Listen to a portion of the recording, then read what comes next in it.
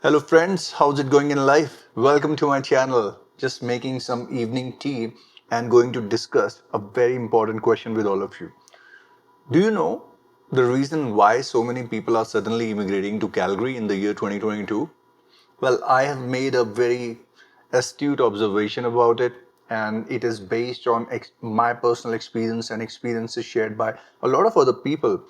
Now, all of you who are regular to my channel, you know that I'm working as a product advisor at Henninger Toyota, and I sell Toyota vehicles. So, anybody who is coming to Calgary would need a vehicle of their own.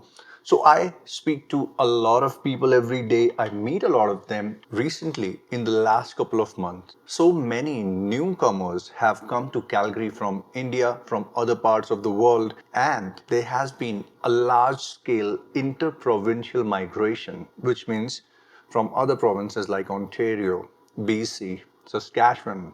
There are so many of my customers are now from Toronto. They move from Toronto to Calgary. Some of them are in the process of moving from Toronto to Calgary. A lot of them have moved from Vancouver to Calgary, Saskatchewan to Calgary, Manitoba to Calgary. So what's happening in Calgary? Why are so many people are suddenly attracted to Calgary? That's exactly what I will tell you in this video. So when we talk, we discuss that, why are you now moving to Calgary after 2 years or 3 years, or even someone who is just fresh to Calgary? The number one reason that comes out of all those discussions is cost of living. This one single reason is forcing everyone to move to Calgary. So in my tea, I'm putting some long cloves and cardamom, ginger also. So let's talk about this cost of living factor. This one reason is actually an amalgamation of multiple reasons. So we'll discuss them one by one based on my interaction with everyone who has just recently moved to Calgary and my personal experience also. Let's start with the basic thing like your accommodation. In a city like Toronto or Vancouver, if you want to rent a small 1 BHK apartment, you will end up paying around $1,800 to $2,000 a month.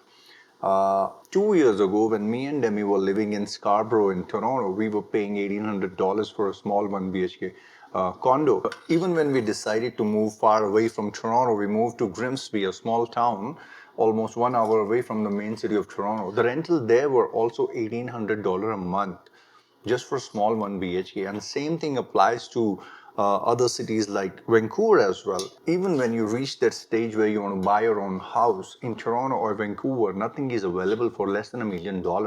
I mean, far away from Toronto, like 45 minutes to 1 hour away. If you live in Mississauga, even there, uh, properties are available for $1.5 million and the older properties. So let's say that you decide you want to buy a house for that much money, then what will you do? You will end up doing 2 shifts at a job just to make your mortgage payments, keeping in mind the rate of interest right now, it's very high. And the scenario is exactly the same in Vancouver also. So at the end of the day, you have to take that hard decision that is it worth spending so much money and living paycheck to paycheck just because you want to be in these cities. There's also another aspect to buying a house in Toronto or Vancouver in these expensive cities. If you have some support from your family, if you can get a large chunk of down payment and reduce your mortgage amount, then yes, you can buy a house. Definitely.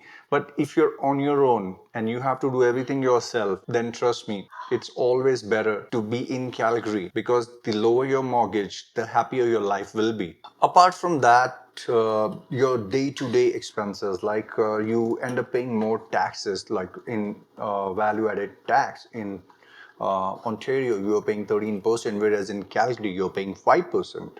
So you save on tax also. And when you compare your day-to-day expenses like traveling, so transportation is also more costly in Toronto when you compare it with Calgary.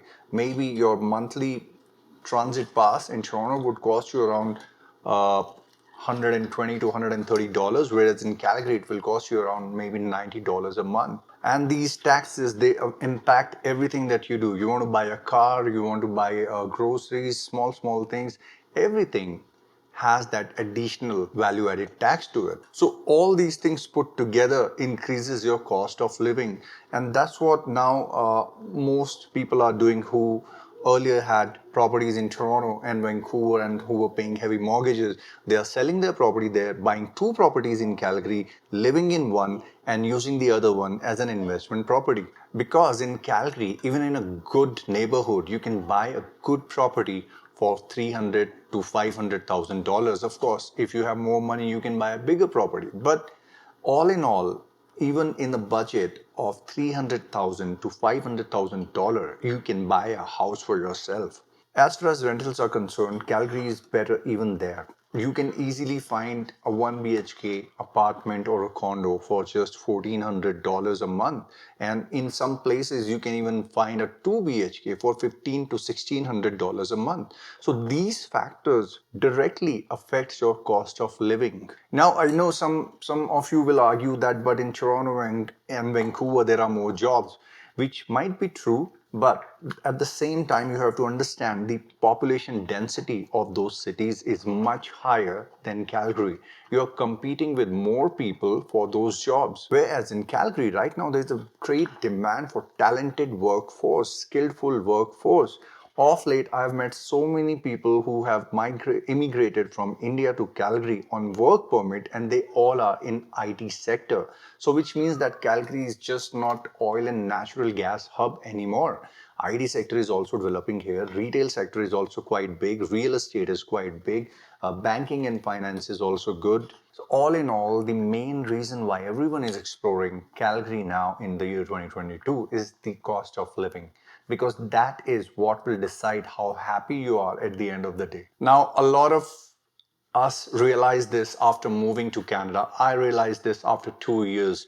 Some people realize it after 5 years, but of late, I have seen a lot of those people who had this realization and now they are in Calgary. So I hope this sharing of this experience, my experience, and other people's experience is going to help you make a better decision and save all that time and money that you will spend on your own, and then realizing after 2 3 years that moving to Calgary would have been a better decision, because even moving from Toronto or Vancouver to Calgary takes a lot of money, all the transportation, moving your furniture or disposing it off, so all that money goes waste. It's better to save that money, think, evaluate everything, and then decide. I personally feel Calgary is a very good city for your family and also to live a happy life, because when you have more money in your pocket, you automatically enjoy more. Also, in the comment section, please share your opinion as well. Okay, I'll see you next time soon. Now it's time for me to enjoy my tea.